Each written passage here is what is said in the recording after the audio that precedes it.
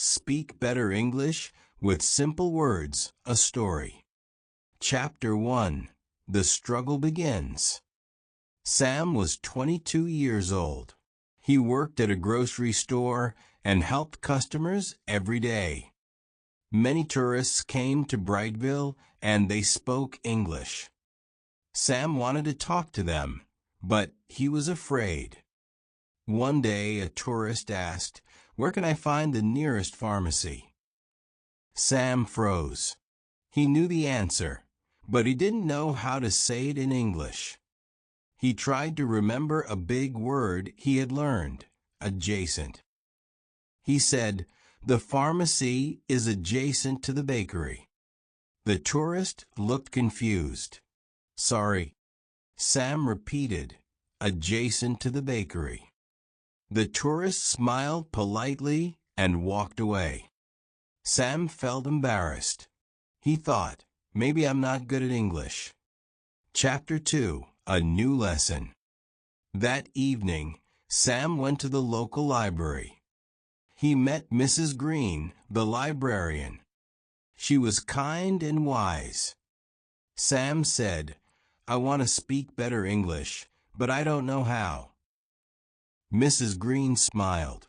"You don't need big words to speak well. Use simple words. Speak clearly. That's the secret."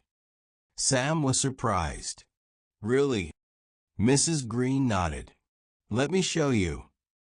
She gave him a book called Speak Simple, Speak Strong.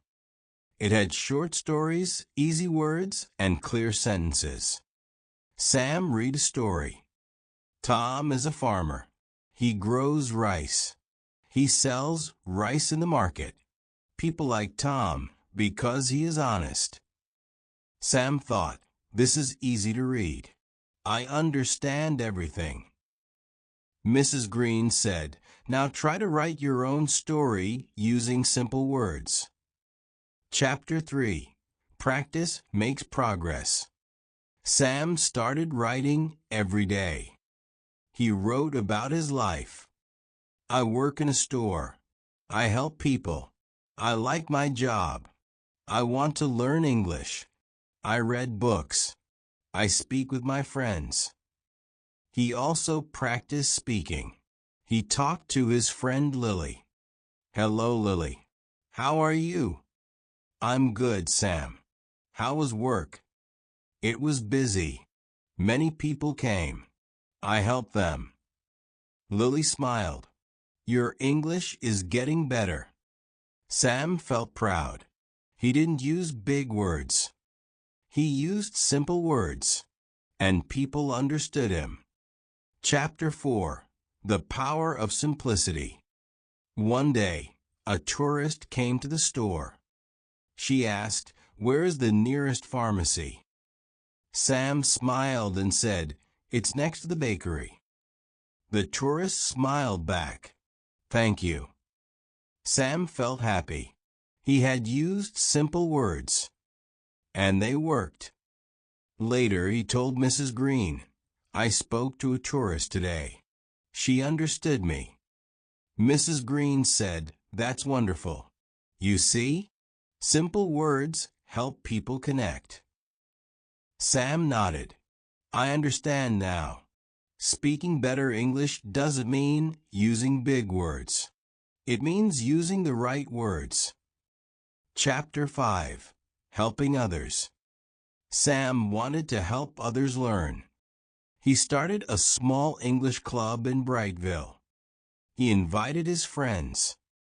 "Let's learn English together," he said. "We will use simple words.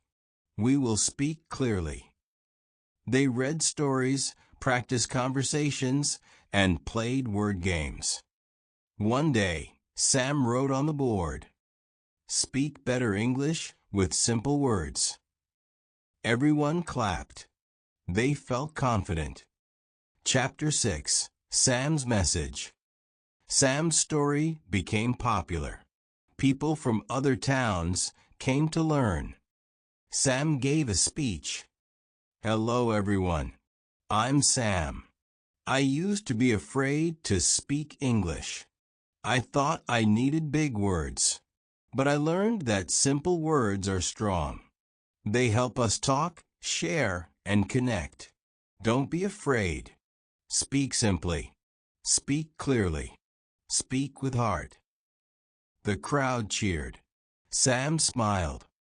Conclusion. Sam's journey teaches us something important. You don't need big words to speak good English.